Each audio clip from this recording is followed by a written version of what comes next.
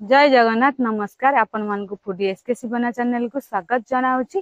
दर्शक बंधु आज आम बनैबा कखारु रे स्वादिष्ट पोड़ पिठा पूरा सहज पूरा नरम नरम पोड़ पिठा बनैबो। आपण माने पोड़ पिठा बनै खाइले भी जानि परिबेनी कखारु बनै कोथि बनैची मु केमती बनाउची रेसिपी को पूरा संपूर्ण देखंतु। आपण माने भल लागिले गोटे कमेंट माध्यम जणैबे शेयर भी बहुत करंतु। चलंतु हम कखारु रे स्वादिष्ट रेसिपी आरंभ करिबा। मु कखारु खंड नै आछि आमे जेहेतु चाउल नहीं 40 ग्राम कखारु नबा 800 ग्राम ना आप 700 ग्राम भी नहीं पाती किंतु चाउल डबल टा कखारु आम नबा जो कखाटा नबा ना से कखाटा जे पाचिला कखारु हम कषि ही नथवा एमती लाल कखारु ही तार मंजी देखो पूरा पाकलिया आम जेहेतु कखाटा नहीं गले कखाटा आम चोपा छड़े गुंड गुंड काटिदबा। देखो कखारु पूरा मुझे सरसर गुंड गुंड काटिदे आ धोई भी देइछि भल कि चलतु आम कखारु को सिझेदबा।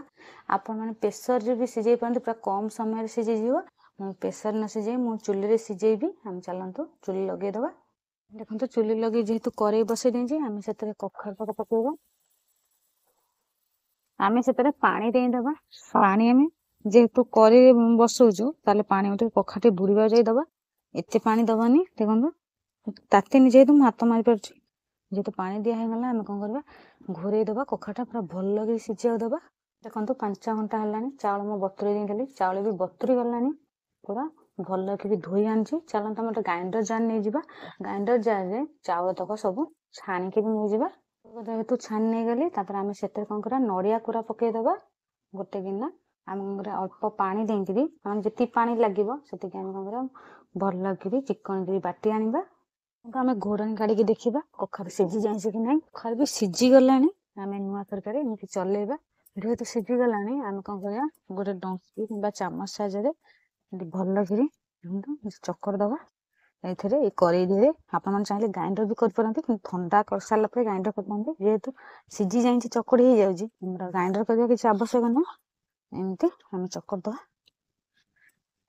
पूरा प्लेन के चकड़ी हो देखो पूरा भल कि जेहेतु प्लेन के चकड़ी हो गला आम कौन कर गोटे पात्र को बाहर करदबा। चाउल नड़िया को मुझे पूरा प्लेन करी पूरा चिकन करी बाटी आनी आम चलत रखीदबा तार बनैबा। यहाँ कौन कर धोईकी बसई देचे आम से कौन करवा गोटे चामच घी पकईदबा घी टे गरम हवा दबा जेहेतु घीटा बसी जाए मेल्ट हवा दबा। देखो घी जेहेतु गरम हो गला आम से कौन करवा काजू तो पकेबा आग प्रथम काजू पकेबा काजू मु खंड खंड टे काटी देइछि तापर आम खिसमिस पकेबा काजू खिसमिस की आम प्रथम कौन करवा भाजी दबा से हल्का करी देखो भाजी हो गला आम कौन करवा गोटे पात्र को बाहर करदबा। घी अच्छी से घी आम कौन करवा जो गिन्ना गिन्ने अरुआ चाउल नहीं गिन्ना गोटे गिना पानी देदबा तो पानी जेहेतु गरम हो आसला आम से गुड़ नहीं जावा जो गिन्ना आम गिन्नाए अरुआ चाउल नहीं से गिन्ना आम गिन्नाए गुड़ नवा गुड़टा आम 400 ग्राम अरुआ चाउल को 400 ग्राम गुड़ नवा हाँ चीनी रे बन पारती किंतु गुड़ बनइले कलरटा भी सुंदर देखा आ खाइबा को ना बहुत स्वादिष्ट लगे गुड़ पिठाटा एमती आम गुड़ तक पकेबा ये पतला गुड़ अच्छी आपण मैंने गुंड गुड़ भी नहीं पारती गुड़ तक आग पकईदबा गुड़ तक पकईदे तो देखो गुड़ जेहेतु पड़गला आम से कौन करवा प्रथम तेजपत्र गोलमरीच गुंड आ देखो अदा छेचा आलैच गुंड तेजपत्र पान मधुरी आपको सब आम पकईदबा आम टी चलईदबा गुड़टा जमी मिलैया दबा गुड़टा भी मिलई गला कहीं जेहेतु पतला गुड़ टी से जल्दी भी मिलई गला पूरा काजू किसमिस पकेबा अधा पकेबा अल्प रखा कहीं पिठा उपर दवापाई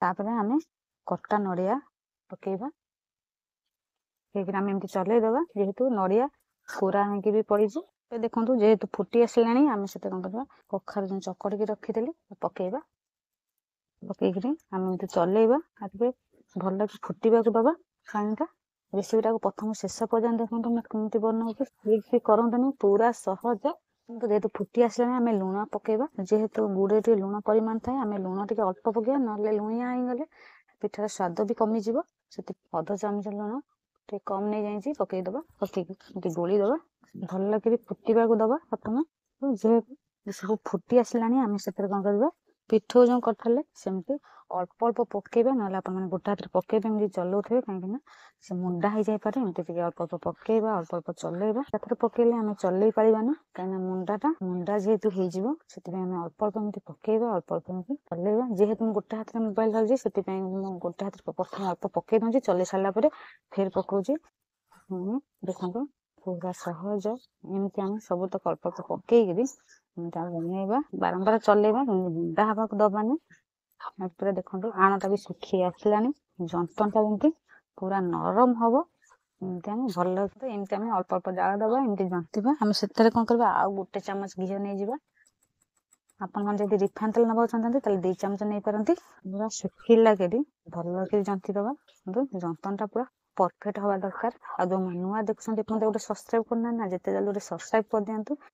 ମୁଁ ପୁରା ଯାହା ବି ବନଉଛି ମୁଁ ଗାଁ ଷ୍ଟାଇଲରେ ବନଉଛି। ବାରମ୍ବାର ଚଲେଇବା, କିନ୍ତୁ ଯେମିତି ଲଗେଇ ଦବାନି କରେଇରେ। ପୁରା ଯନ୍ତଣୀ ବି ହେଇଗଲାଣି, ପୁରା ଶୁଖିବାକୁ ଲାଗିଲାଣି। ଆମେ କଣ କରିବା, ଚୁଲିରୁ ଜାଳ କାଢି ଦେଇକି ଘୋଡ଼ଣଟେ ଘୋଡ଼େଇ ଦବା। ତାପରେ ସେ ସିଝିଯିବାଟା ଦରକାର। ଦେଖନ୍ତୁ ଆଉ ପାଣି ବି ନାହିଁ, ପୁରା ବି ଶୁଖିଗଲାଣି। ଗୋଟେ ଘୋଡ଼ଣଟେ ସେ ପର୍ଯ୍ୟନ୍ତ ଏମିତି ଘୋଡ଼େଇ ଦବା, ଯେମିତି ତା ଭିତରେ ଟିକେ ସିଝିଯିବ। ତାପରେ ଚାଲନ୍ତୁ ଆମେ ଆଡେ ବନେଇବା। ଗୋଟେ ମୋଟା କରେଇଟେ ନେଇଯିବା, ଆମେ ସେଥିରେ କଦଳୀ ପତ୍ର ପକେଇଦବା। କଦଳୀ ପତ୍ର ନେଇଛି ନା, ସେ ଟିକେ ନିଆଁରେ ଦେଖେଇନି ଟିକେ ନରମ କରିଦେଇଛି ନେଇଯାଇଛି। କରେଇଟା ଯୋଉ ନୁହଁ ଟିକେ ମୋଟା ଟିକେ ହେଇଥିବ, ଦେଖନ୍ତୁ ଏମିତି। ତାପରେ ଆଉ ଗୋଟେ ପତ୍ର ପକେଇଦବା। ଆପଣମାନେ ଏମିତି ଚିରିକିରି ବି ପକେଇ ପାରନ୍ତି, ଟିକେ ମୋଟା କରି ପତ୍ର ଟିକେ ଦବା, ଯେମିତି ପୋଡ଼ି ହବନି। ପତ୍ର ଯାକ ଯେହେତୁ ସବୁ ପଡ଼ିଗଲା, ଆମେ ସେଥିରେ କଣ କରିବା, ଘିଅ ଚାମଚେ ପକେଇଦବା। ପକେଇକି ଚାରିଆଡେ ଲଗେଇଦବା, ପିଠାଟା ବି ଭଲ ପୋଡ଼ ହବ। ଏମିତି ଚାରିଆଡେ ହାତରେ ପତ୍ର ଯାକ ଏମିତି ଲଗେଇଦବା। ଚାରିଆଡେ ଲଗା ହେଇଗଲା। ଆଣଟା ମୁଁ 5 ମିନିଟ୍ ହେଲା ଘୋରେଇ ନେଇଥିଲି, ଏମିତି ଗରମ ଗରମ ଏଥିରେ ନେଇଯିବା। ଥଣ୍ଡା କରିକି ନବାନି, ଏମିତି ଗରମ ଗରମ ନବା। ସବୁତକ ଯେହେତୁ ଯତନ୍ତକ ନେଇଯାଇଛି, ପାଣି ହାତ ହେଇକି ଏମିତି ସେ ସମାନ କରି ସେଟ୍ କରିଦବା। ଉପରଟା ଏମିତି ପ୍ଲେନ୍ କରିଦବା। ପାଣି ହାତ ହବା, ପାଣି ହାତ ହେଲେ ଟିକେ ଲାଗିବନି। ଆଉ ଜବର ବି ଗରମ ଅଛି, ସେମିତି ପାଣି ହାତ ହେଇକରି ଆମେ ଏମିତି ସାଇଜ କରିଦବା। ଭଲକି ଯେହେତୁ ପ୍ଲେନ୍ କରି ମୁଁ କରିଦେଲି, ଆମେ ସେଥିରେ ନଡ଼ିଆ ଖଣ୍ଡ ଖଣ୍ଡ ଆଦେ ଉପରେ ଏମିତି ନେଇଯିବା। ତାର କାଜୁ କିସମିସ ଯାହା ଆପଣମାନେ ଏମିତି ବାଦାମ ସବୁ ବି ନେଇପାରନ୍ତି, ଏମିତି ପୋତିଦବା। ସାଇଜ ଭାବରେ ଖଞ୍ଜା ହେଇଗଲା। ଆମେ କଣ କରିବା, ଚାଲନ୍ତୁ ଆଉ ତା ଚେରି ଗୁଣ୍ଡ ଗୁଣ୍ଡ କାଟିକିରି ପକେଇଦବା, ନହେଲେ ଆପଣ ଟୁଟି ଫୁଟି ବି ପକେଇ ପାରନ୍ତି। ଚେରି ଛୋଟ ଛୋଟ କାଟିକିରି ଏମିତି ଗୁଣ୍ଡ ଗୁଣ୍ଡ ଏମିତି ପକେଇ ଦେଇଛି। ଚାଲନ୍ତୁ ଆମେ କରେଇଟାକୁ ବସେଇଦବା ଚୁଲିରେ। କରେଇକି ଯେହେତୁ ଚୁଲି ବସେଇଦେଲି, ତାପରେ ଆମେ ଅଳ୍ପ ଟିକେ ଘିଅ ପକେଇକି ଚାରିଆଡେ ଲଗେଇଦବା। ଯେହେତୁ ଚାରିଆଡେ ଲଗେଇଦେଲି, ତାପରେ ଆମେ କଣ କରିବା, ଗୋଟେ ପତ୍ର ପକେଇଦବା। ପ୍ରଥମେ ଆମେ ଜାଳ ଟିକେ ଜୋର ଦେବା, ତାପରେ ଜାଳ ଟିକେ କମେଇଦବା। ଧୀରେ ଧୀରେ ଟିକେ ଜଳିବ। ଚୁଲିରେ ଘଷି ଦେଇଥିବେ, ସେ ଟିକେ ଧିମେ ଧିମେ ଜଳିବ। ଚୁଲି ପୋଡା ପିଠାଟା ବହୁତ ସ୍ଵାଦିଷ୍ଟ ଲାଗେ। ଯେହେତୁ ହେଇଗଲା, ଯେହେତୁ ପତ୍ର ପକା ହେଇଗଲା, ଆମେ 1 ଘଣ୍ଟା ପର୍ଯ୍ୟନ୍ତ ଘୋରେଇ ଦବା। ଆଉ ଟିକେ ମଝିରେ ଦେଖୁଥିବା, କାଳେ ପୋଡିଯିବ। ଧୀରେ ଧୀରେ ଜାଳ ଦବା। ସବୁ ପୋଡପିଠା ସମାନ ସମୟ ଲାଗିବନି। ଆପଣ ବଡ ସାଇଜ କିଛି କରିବାକୁ ଚାହୁଁଛନ୍ତି, ପୋଡପିଠା ଟିକେ ଅଧିକା ସମୟ ଲାଗିବ। ସେମିତି ସାଇଜ ଅନୁସାରେ ସମୟ ଲାଗିବ। ଆମେ କଣ କରିବା, ଘୋରେଇ ଦବା। ଭଲ କି ବାମ୍ଫଟା ଯେମିତି ତାର ଭିତରେ ରହିବ। 50 ମିନିଟ୍ ହେଇଗଲାଣି, ଆମେ ଘୋଡ଼ଣୀ କାଢିକି ଦେଖିବା। ପିଠାଟା ବି ପୁରା ପୋଡପୋଡ ହେଇଗଲା। ଟିକେ ପତ୍ର ଦେଖିକି ଦେଖିବା, ଦେଖନ୍ତୁ ପୁରା ସିଝି ଆସିଲାଣି। ଆଉ ତଳ ବି ଦେଖନ୍ତୁ କେତେ ନାଲି ହିଁ ଆସିଲାଣି, ପୁରା ପୋଡପୋଡ। ଯେହେତୁ ଆପଣ ଯଦି ଉପର ପୋଡିବାକୁ ଚାହୁଁଛନ୍ତି, ତାହେଲେ ଚୁଲିରେ ଯେହେତୁ ବନାଉଛି ଘଷି ନିଆଁ ଦବା। ଉପରେ ଆମେ ଅଳ୍ପଟା ନଦୀ ଦେଲେ ରଖିଦେଲେ ଘଷି ନିଆଁ ସେ ହେଇଯିବ ସାଇଜ ଭଳିଆ। ଆଉ ଯଦି ଚୁଲି ନେଇ ଗ୍ୟାସରେ କରୁଛନ୍ତି, ତାହେଲେ ଆପଣ ଏମିତି ବି କାଢି ପାରନ୍ତି, କିଛି ଅସୁବିଧା ନାହିଁ। ସିଝି ଯାଇ ଆମେ ସେଥିରେ କଣ କରିବା, ଚାଲନ୍ତୁ ଆଉ ସ୍ୱାଦିଷ୍ଟ ବନେଇବାକୁ ହେଲେ ତା ଉପରେ ଆଉ ଗୋଟେ କଦଳୀ ପତ୍ର ପକେଇଦବା। ପକେଇକି ଆଉ ଉପରେ କଣ କରିବା, ନିଆଁ ଘଷି ନିଆଁ ନହେଲେ ଅଙ୍ଗାର ଆଗ ନଦୀ ଦବା। ପୁରା ସମାନ ଭାବରେ ଏପଟ ସେପଟ ପୋଡଟା ହବ। ସବୁ ତ ନିଆଁ ଯେହେତୁ ନଦୀ ଦେଲି, ଆଉ 15 ମିନିଟ୍ ପରେ ହେଇଯିବ। ଆମେ କଣ କରିବା, ଘୋରେଇବା କିଛି ଆବଶ୍ୟକ ନାହିଁ। ଆମେ 15 ମିନିଟ୍ ପରେ ଦେଖିବା। ହେଇସାରିଲା ପରେ ଦେଖନ୍ତୁ ପୁରା ପୋଡପୋଡ ହେଇଗଲାଣି। ଯେହେତୁ ଜବର ବି ଗରମ ଅଛି, 1 ଘଣ୍ଟା ବି ହେଇଗଲାଣି। ଆମେ କଣ କରିବା, କড়େଇଟା ହୁସିଆରେ ତଳକୁ ଓହ୍ଲେଇ ଦବା। ଥଣ୍ଡା ହେଇସାରିଲା ପରେ ମୁଁ ଆପଣମାନଙ୍କୁ ଦେଖେଇବି ପିଠାଟା କେମିତି ହେଇଛି, କେତେ ନରମ ହେଇଛି, ଆଉ କେତେ ସୁନ୍ଦର ବି ଦେଖାଯାଉଛି। ଆମେ ହୁସିଆରେ କড়େଇଟାକୁ ତଳକୁ ଓହ୍ଲେଇ ଦବା। ଦେଖନ୍ତୁ କଖାରୁ ଯୋଉ ପୋଡ ପିଠା ବନେଇଥିଲି, ଦେଖନ୍ତୁ ପୁରା ଥଣ୍ଡା ହେଇଗଲେ। ନିହାତି 4-5 ଘଣ୍ଟା ରହିଲା ପରେ ଥଣ୍ଡା ହେଇଯିବ। କେତେ ସୁନ୍ଦର ବି ଦେଖାଯାଉଛି ଦେଖନ୍ତୁ। ଆଉ ଏମିତି ମଝିରେ ବି ଫାଟିବା ଆରମ୍ଭ କଲାଣି। ଦେଖନ୍ତୁ ପୁରା ପିଠାଟା ବି ସିଝି ଯାଇଛି।